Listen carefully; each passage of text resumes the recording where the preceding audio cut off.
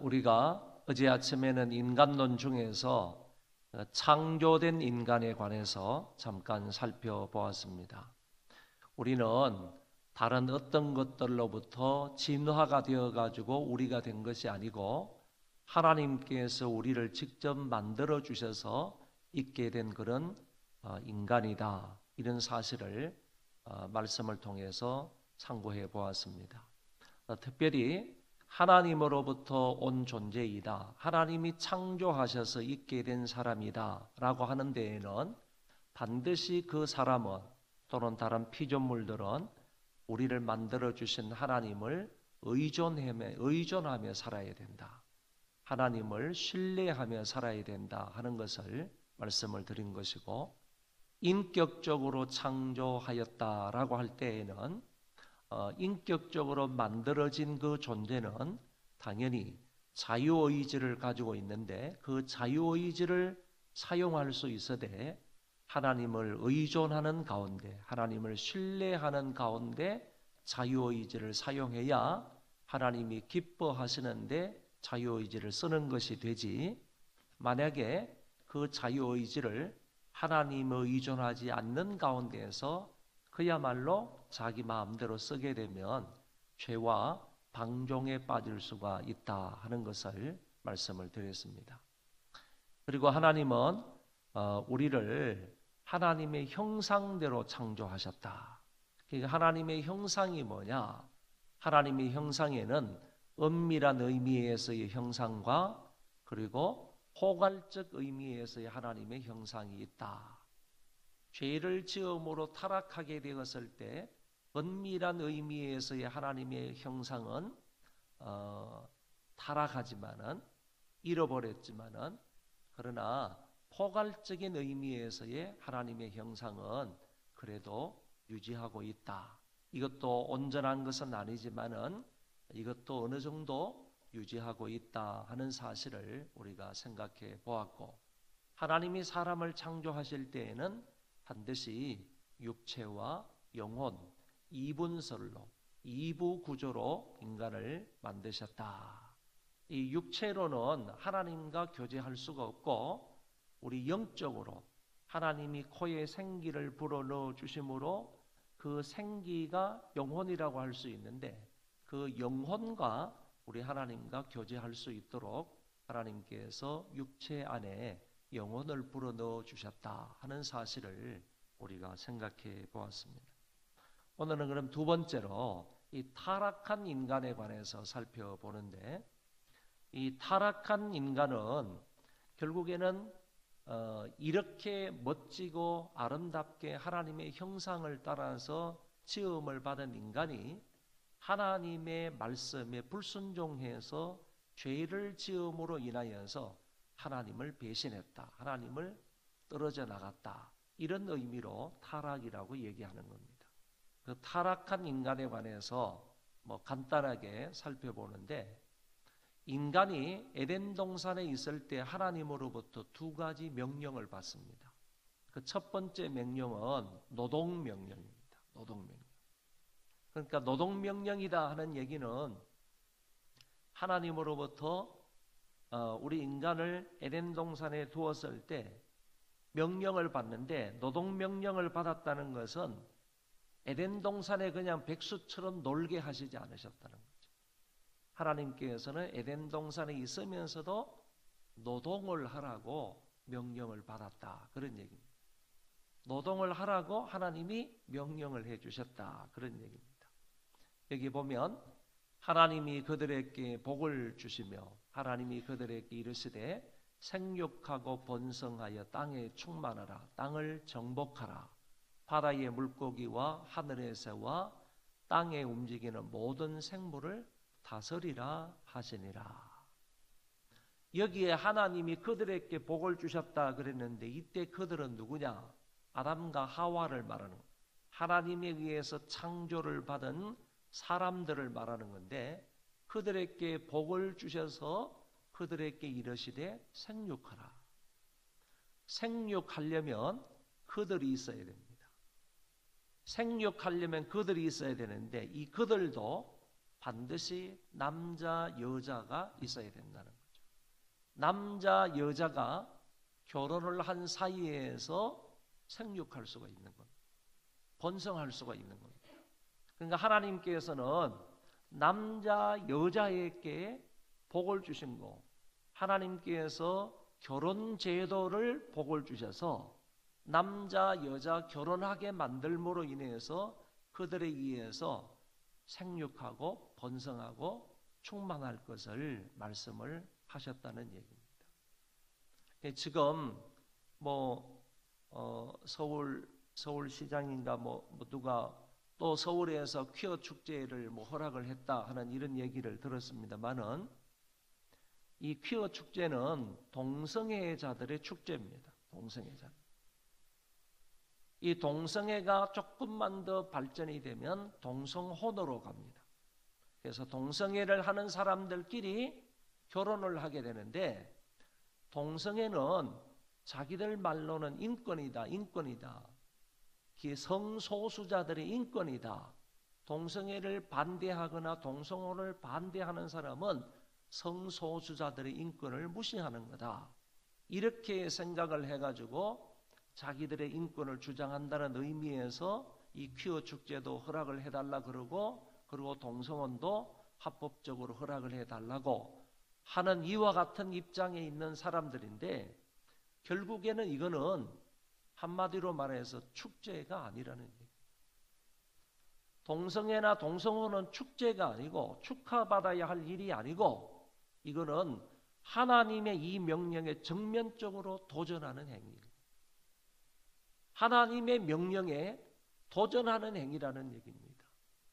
동성혼을 한다 할지라도요, 그 사람들은 하나님이 그들에게 복을 주시지 않는 거예요. 반드시 남녀에게 복을 주셔서 결혼 제도에 하나님이 복을 주셔서 그들로 하여금 생육하고 번성하도록 말씀을 하셨는데 그들은 하나님의 이 말씀을 어기고 있는 거예요. 그러니까 동성애나 동성혼에게 하나님께서 복을 주시지 않으시므로 그들을 통해서는 생육이 일어나지 않는 겁니다. 번성해지지 않는 겁니다. 그러면 결국에는 동성애나 동성혼 이것은 축제를 하는 것도 아니고 사람들로부터 축하를 받을 수 있는 그런 행동이 아니라 하나님 앞에 저주와 심판을 받을 수밖에 없는 그와 같은 행위가 되고 말 것이다. 이거는 하나님의 노동명령을 거역하는 행위이다. 하나님께서 이렇게 말씀하신 것을 거역하고 배반하는 행위일 뿐이다 라고 얘기할 수가 있겠습니다. 생육하고 번성하고 땅에 충만하라 이렇게 이제 말씀을 하시고 그 다음에 땅을 정복하라 이렇게 말씀하셨는데 어제 하나님께서 우리의 형상과 우리의 모양을 따라 사람을 만들자 그랬을 때 그 하나님의 형상이라는 말에는 분명히 엄밀한 의미에서의 하나님의 형상과 포괄적인 의미에서의 하나님의 형상이 있다고 그랬는데 포괄적인 의미에서의 하나님의 형상이라는 것은 하나님이 사람 보고 사람보다도 못한 피조물들을 다스리고 정복할 수 있는 이성적이고 도덕적이고 영적인 어떤 존재로 만드셨다 이렇게 얘기를 했지 않습니까? 그런데 죄를 범하여서 타락했다 할지라도 포괄적 의미에서의 하나님의 형상은 어느 정도 유지하고 있다라고 말씀을 드린 바가 있습니다. 바로 그 포괄적인 의미에서 하나님의 형상이 있어야만 사람을 정복하고 그 다음에 물고기와 하늘의 새와 땅에 움직이는 모든 것을 지도할 수 있는 다스릴 수 있는 능력이 있는 것입니다. 죄를 범한다 할지라도 이것은 어느 정도 유지된다고 말씀을 드린 바가 있는데 그거는 죄를 범했다 할지라도 그 하나님의 형상은 어느 정도 유지하고 있다 하는 것인데 바로 여기 정복하고 다스리라 하는 의미는 바로 그 하나님의 형상으로 너보다 못한 다른 피조물들을 이성적으로, 도덕적으로, 영적으로 그들을 다스리고 지도하라 하는 의미로 말씀하고 있는 것으로 볼 수 있습니다. 에덴 동산은요, 그냥 마냥 먹고 노는 그런 백수의 놀이터가 아니라는 얘기입니다. 백수의 놀이터가 아니고 에덴 동산에는 일을 해야만 했습니다.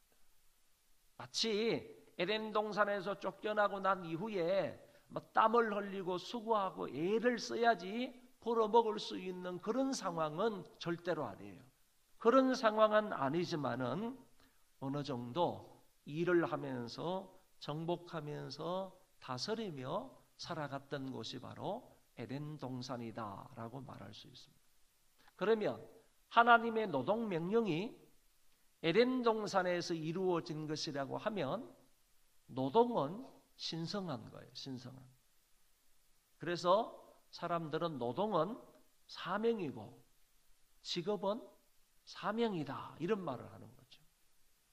노동은 신성한 거예요. 왜 그런가 하면은 타락 이전에 하나님의 두 가지 명령이 있었다고 그랬잖아요. 타락 이전에 명령이 주어진 것이 노동 명령이니까 노동은 신성한 것이고, 또 뿐만 아니라 타락 이전에 하나님께서 에덴 동산에서 마련해 놓으신 제도가 결혼 제도예요. 타락하기 이전에 남녀 간의 결혼 제도가 있었단 말이지. 그러니까 노동과 결혼은 신성한 하나님의 제도이다. 하나님이 마련해 주신 제도이다라고 우리는 얘기를 할 수가 있겠습니다. 이렇게 하나님의 노동 명령이 타락 이전 에덴 동산에서 있었다라는 것이고, 두 번째 명령은 종교 명령이에요. 종교. 하나님의 종교적 명령이 있는데, 종교적 명령을 보면 창세기 2장에 이렇게 나와 있어요.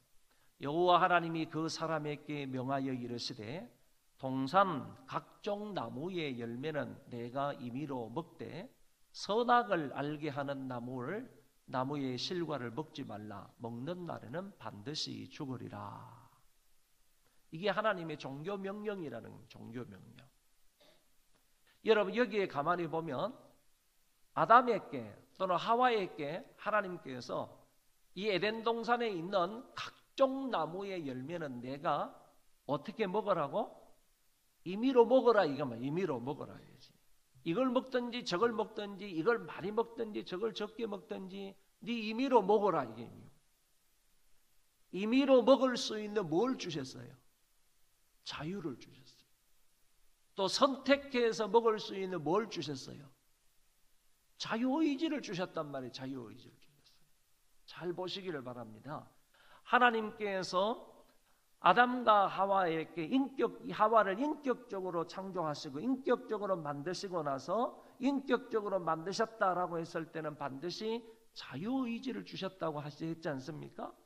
자유의지를 가지고 하나님이 만들어 놓으신 이 에덴 동산에 수없이 많은 과일나무에 과일을 얼마든지 먹을 수 있다. 내 임의로 먹을 수 있다. 내 자유의지를 얼마든지 먹을 수 있다. 얼마든지 선택해서 먹을 수 있다. 안 먹을 수도 있고 먹을 수도 있고 많이 먹을 수도 있고 적게 이건 먹을 수도 있고 저건 먹을 수도 있고 네 자유의지로 마음대로 먹을 수 있다. 내 임의로 먹어라 이렇게 얘기합니다. 임의로 먹을 수 있어요. 그런데 하나님께서 한 가지를 금지하신 겁니다. 선악을 알게 하는 나무의 실과는 먹지를 말라. 이거를 먹는 날에는 내가 반드시 죽으리라. 이렇게 얘기를 한 겁니다.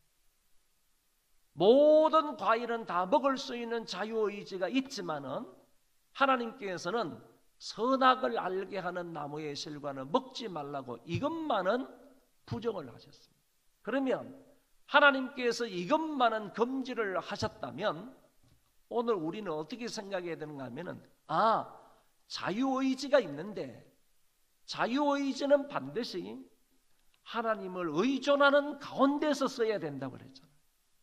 하나님을 신뢰하는 가운데서 써야 된다고 그랬잖아요. 그러면 하나님께서 이거 먹지 말라고 했으면 하나님을 의존하고 신뢰하는 가운데서 내 자유의지를 쓴다면 하나님이 하지 말라는 것은 안 해야 되는 거야. 안 해야 돼.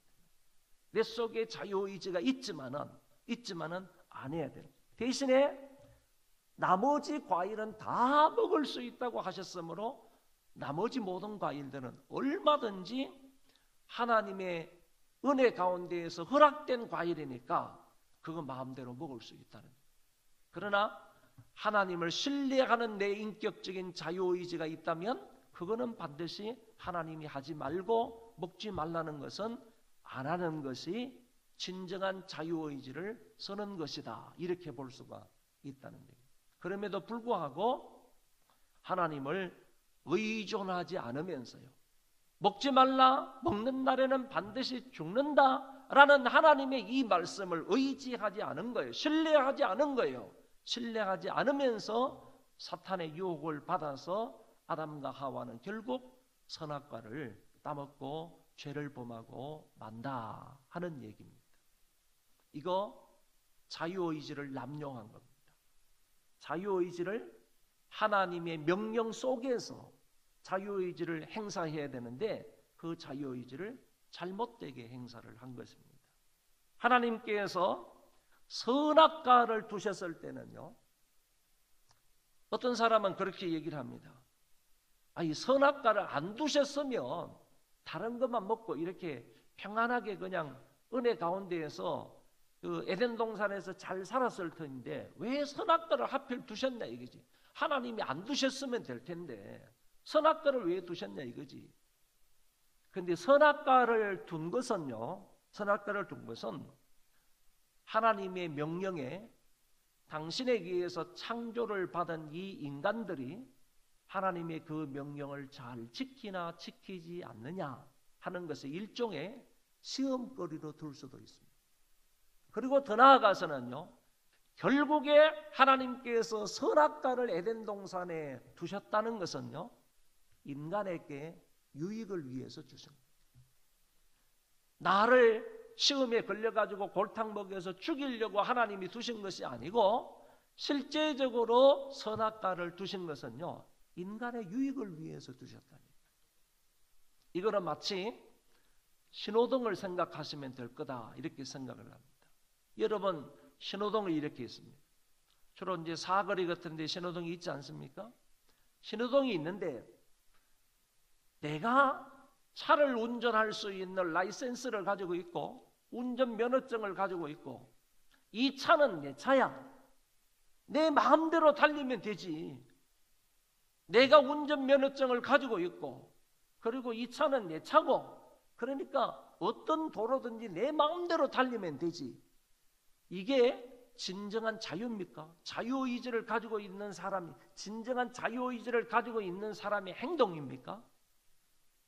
그러면 만약에 이것이 나에게 유익하다고 생각해가지고 내가 자동차 운전면허증도 가지고 있고 이 차도 내 차고 그러니까 내가 아무데나 가고 싶다고 해서 마음대로 달리고 신호등을 지키지 않고 그런다면 이게 결국에는 나에게 유익이 되는 문제입니까?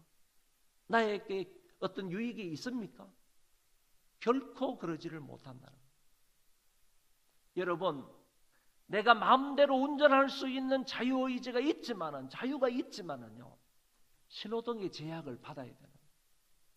신호를 지켜야 된단 말이지. 그것이 바로 다른 사람에게도 유익을 끼치는 일이지만은 나에게 유익을 끼치는 일이 되는 거예요.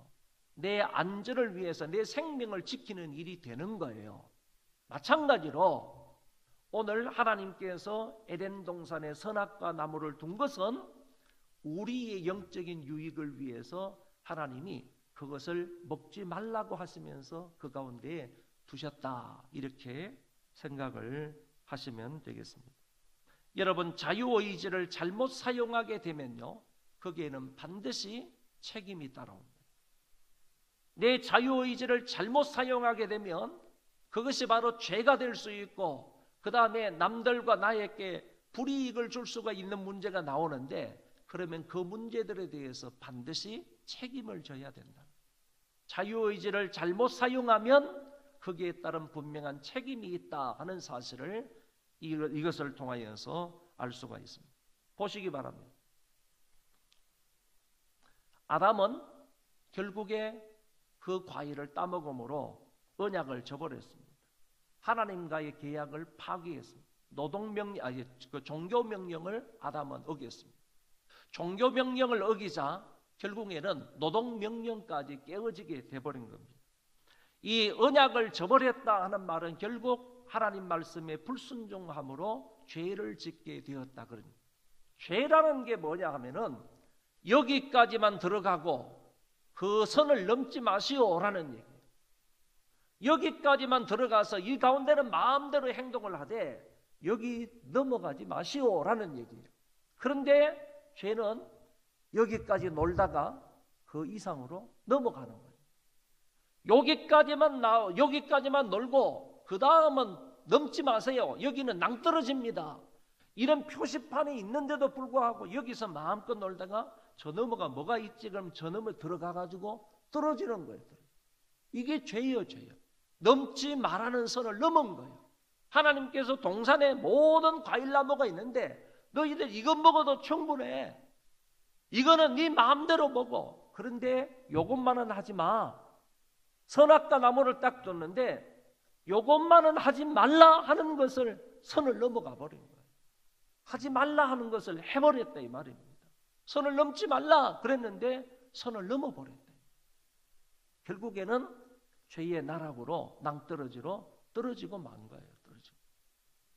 죄라는 것은요 불순종이지만은 하나님 말씀을 듣지 않는 것이지만은 결국에 죄는요 넘지 말아야 할 선을 넘는 거예요. 그리고 하지 말라는 것을 하는 거예요. 이것으로 인하여서 아담이 하나님과의 언약을 깨버렸다 그런 얘기입니다. 그러면 인간이 죄를 짓고 난 이후에 인간의 형편이 지금까지에서부터 어떻게 변화가 되었는지, 어떻게 바뀌게 되었는지 한번 몇 가지로 보시면 아담과 하와의 눈이 밝아졌습니다. 지금까지는 남녀가 벌거벗고 있어도 전혀 수치를 몰랐는데 이제 눈이 밝아져서 그 수치를 이제 알게 되었습니다. 그래서 수치를 은폐하기 위해서요 나뭇잎으로 가져가서 자기의 수치를 가리는 그런 모습을 볼 수가 있습니다. 여러분 지금 이 사실이 믿어집니까? 아담이 타락하고 나서 또는 하와가 타락하고 나서 나뭇잎으로 수치를 가렸다, 은폐했다 하는 이 사실을 여러분 그대로 믿어지십니까? 안 믿어져도요 여러분이 지금 그러고 있어요. 옷으로 다 여러분의 수치를 가리고 있단 말이지. 우리 모두가 다 옷으로요 뭐 지금 나뭇잎은 아니더라도 지금 옷으로 다 우리의 수치를 가리고 있는 게 아담 이후에 죄를 범한 모든 사람들이 다 이러고 있다니까. 수치를 은폐하고 있습니다.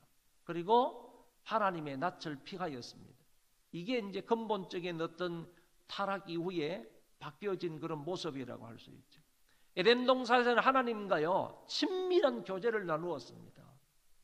죄가 들어오지 않은 그 이전에는요 하나님과 아주 긴밀한 교제, 교통을 나누면서 살았던 그런 시대인데 이제 하나님의 낯을 피하여 도망다니는 그런 신세가 되었습니다. 하나님의 진노 아래 놓이게 되었고요 낙원에서 추방이 되었고 아담의 죄는 인류에게 전가되게 되었습니다. 결국 선악과는 자기에게 유익이 되지를 못했습니다.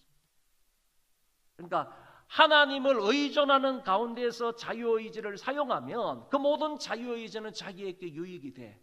그런데 하나님의 명령을 넘어가 버리면서 자유의지를 사용하는 것은 결코 자기에게 유익이 안 된다니까요. 그러니까 선악과는 우리의 유익을 위해서 선악과를 두셨는데도 불구하고 그 선악과를 터치하지 않았으면 우리에게 반드시 유익이 돼요. 그런데 터치하고 그것을 따먹으니까 결국에는 이 모든 것을 보세요. 아담과 하와에게 유익이 되었습니까? 결코 유익이 되지 않았다 하는 것을 볼 수가 있습니다. 마지막으로 오늘 우리가 읽었던 본문의 말씀처럼 죄의 삭선 사망을 가져왔다 하는 말씀입니다. 다 같이 한 번 더 읽어보겠습니다. 시작.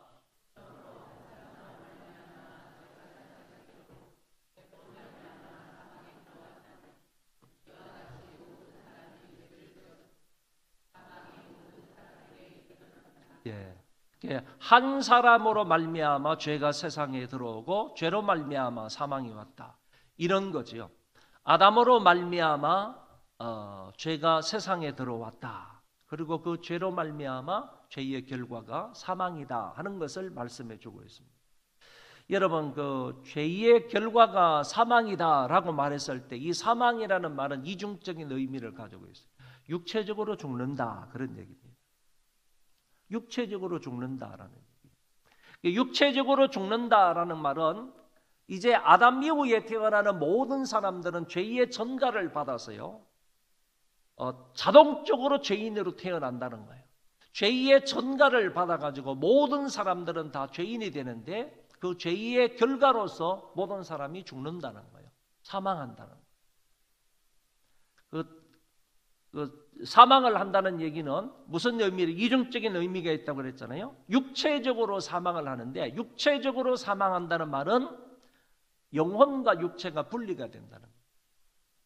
그러니까 우리가 말하고 있는 일반적인 사망이라는 것은 다 육체와 영혼의 분리를 말하는 거예요. 내 육체 속에 있는 영혼이 빠져나가서요. 영혼은 죽지 않으니까 한번 창조된 영혼은 영원한 겁니다. 영혼은 불멸한 거예요. 육체 속에 있는 영혼이 빠져나가면 영혼과 육체가 분리가 되는 거예요. 자, 우리는 반드시 이부 구조로 만들었다고 얘기하지 않습니까? 영혼과 육체로 만들었다고 그랬는데 영혼이 우리 속에 있다가 같이 사람으로 생활을 하다가 육체 속에 있는 영혼이 빠져서 하늘나라로 가게 되면 이 영혼, 이 육체는 죽는 거예요. 죽으면 시체가 되어서 땅에 묻혀서 썩게 되는 것이죠. 그러나 영혼은 죽지 않는 거예요. 죽지 않는 거예요. 하늘로 올라가는 거예요. 그 다음에 문제는 이제 총말론적인 문제지만은 뭐 그때 가가지고 제가 설명을 또 하도록 하겠습니다. 어쨌든 이런 죽음을 가리켜서 육체적인 죽음이라는 거예요. 육체적인 죽음은 영혼과 육체의 분리를 말한다.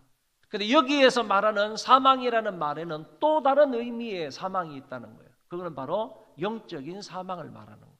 영적인 죽음을 말하는 거예요. 영적인 죽음은 하나님과의 분리를 말하는 거예요. 여기에서 죄로 말미암아 사망이 온다라고 했을 때는 육체적인 죽음과 아울러서 영적인 죽음이 왔다 이렇게 해석할 수가 있는 것입니다. 이제 아담과 하와 그 이후에 모든 사람들은 반드시 한번 태어나면 한번 죽게 되어 있습니다. 왜요? 죄로 말미암아 죽게 되어 있다는 겁니다. 육체적으로도 죽고 영적으로도 죽는다 하는 사실을 여기에서 명확하게 말씀을 해 주셨습니다. 그런데 어떻게 아담 한 사람으로 말미암아 죄가 세상에 들어오고 사망이 왔는데 모든 사람이 죄를 지었다고 말하고 사망이 모든 사람에게 이르렀다 이렇게 얘기를 하는 겁니다.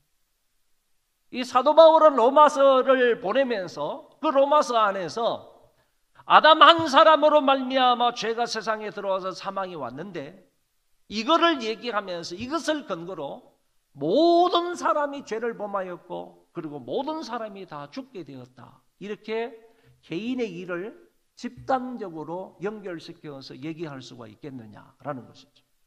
이거는요, 아담은 인류의 대표이다라는 사실만 기억을 하면 됩니다. 아담은 인류의 대표인 거예요. 인류의 대표. 모든 조상들의 대표입니다. 이 사람이 잘하면 모든 인류가 잘하는 것이고 이 사람이 못하면 모든 인류가 못하는 거예요. 이 사람이 죄를 지었으면 모든 인류가 죄를 짓는 것이고 이 사람이 선을 행하면 모든 인류가 선을 행하는 거예요. 이 사람이 영생하게 되면 모든 사람들이 영생을 한다는 거예요. 그런데 이 사람이 죄를 지었으므로 모든 사람이 죄를 짓는다는 거예요. 이 사람이 죄의 결과로 사망을 가져왔으면 모든 사람들이 죄의 결과로 사망을 가져온다. 그런 얘기. 대표의 원리라는 얘기입니다. 우리나라 국가 축구 대표 선수하고 일본의 축구 대표 선수들하고 시합을 했습니다. 우리나라가 2대1로 이겼습니다.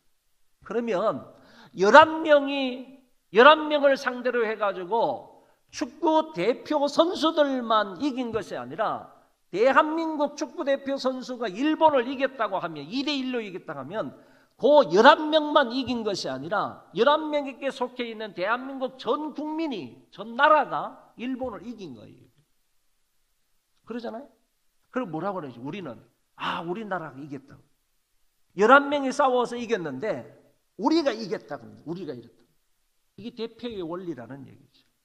아담과 하와가 죄를 범하여서 그 죄의 결과가요, 사망을 가져왔으므로 그 밑에서 부정모혈의 관계에서 태어나는 모든 사람들은 결국 죄를 짓게 되는 거예요.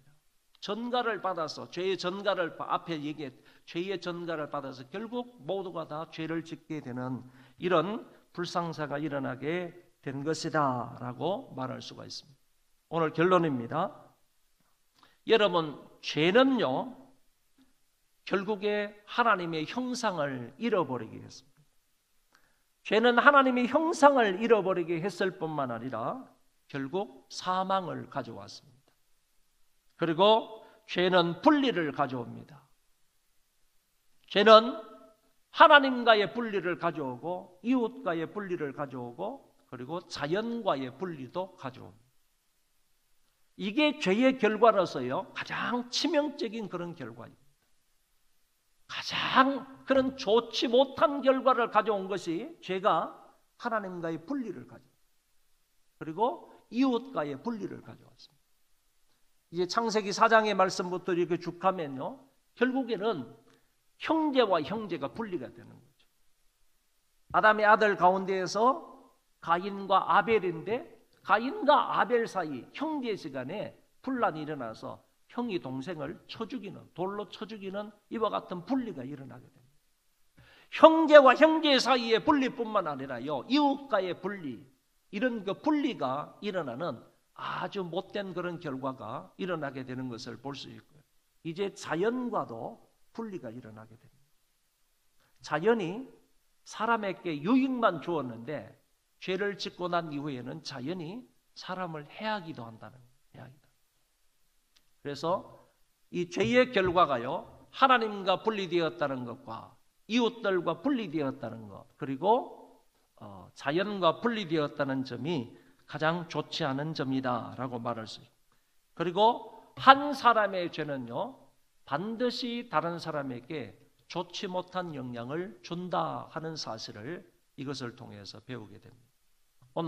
오늘은 인간의 타락에 대해서, 하나님의 형상대로 이렇게 멋지게 창조된, 인격적으로 창조된 이 인간이 어떻게 죄를 범하여서 타락하게 되는가 하는 그런 부분에 관해서 잠깐 생각을 해보았습니다.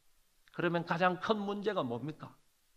모든 사람들이 다 타락하고 모든 사람들이 다 죄인이 되어서 사망에 이를 수밖에 없는데, 이와 같이 모든 사람들이 다 죄지은 이런 상태에 있는 사람들에게 희망이 뭐냐? 이 죄를 어떻게 처리할 건가? 이 죄에서 어떻게 구원을 받을 건가? 이 문제 아닙니까? 이것을 위해서는 이제 내일 아침까지 가야 되는 겁니다.